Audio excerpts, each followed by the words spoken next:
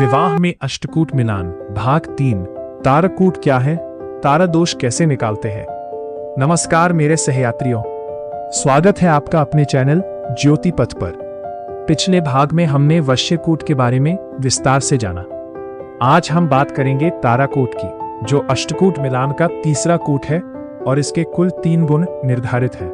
ताराकूट का संबंध मुख्य रूप से स्वास्थ्य, आयु, सौभाग्य और वैवाहिक जीवन की शुभता से माना जाता है। लेकिन सबसे बड़ा प्रश्न यह है कि ताराकूट की गणना कैसे की जाती है। सबसे पहले वर और वधू के जन्म नक्षत्र लिए जाते हैं। अब वधू के जन्म नक्षत्र से वर के जन्म नक्षत्र तक गिनती की जाती है। जिस संख्या पर गिनती समाप्त होती है उसे 9 से भाग दिया जाता है। यदि शेष 0 बचे तो उसे 9 माना जाता है।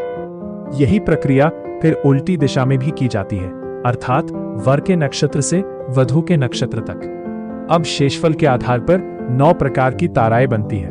1 जन्म तारा, 2 संपत तारा, 3 विपत तारा, 4 क्षेम तारा, 5 प्रत्यारी तारा, 6 साधक तारा, 8 वध तारा, 8 मित्र तारा, 9 परम मित्र तारा। इनमें संपत, क्षेम, साधक, मित्र और परम मित्र को शुभ माना गया है, जबकि विपत, प्रत्यारी और वध को अपेक्षाकृत अशुभ माना जाता है, क्योंकि ये जीवन में बाधाएं, संघर्ष या स्वास्थ्य संबंधी चुनौतियों का संकेत दे सकते हैं। अब प्रश्न आता है कि गुण कैसे मिलते हैं। यदि दोनों दिशाओं की गणना शुभ तारा में आती है तो पूरे 3 गुण प्राप्त होते हैं। यदि एक दिशा शुभ और दूसरी कम अनुकूल हो तो आंशिक गुण मिल सकते हैं, और यदि दोनों ही दिशाओं में अशुभ तारा बन रहा हो तो गुण कम या शून्य हो सकते हैं। लेकिन यह एक अत्यंत महत्वपूर्ण बात समझिए। बहुत से लोग तारा दोष देखकर घबरा जाते हैं, जबकि वास्तविकता यह है कि केवल तारा दोष होने से विवाह निषिद्ध नहीं हो जाता। यदि कुंडली में सप्तम भाव, सप्तमेश, गुरु, शुक्र और चंद्रमा मजबूत हो तथा अन्य प्रमुख दोष न हो तो तारा दोष का प्रभाव काफी हद तक कम हो सकता है।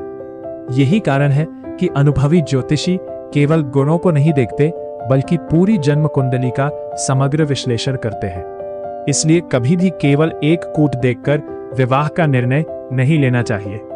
अगले भाग में हम चर्चा करेंगे योनि कूट की।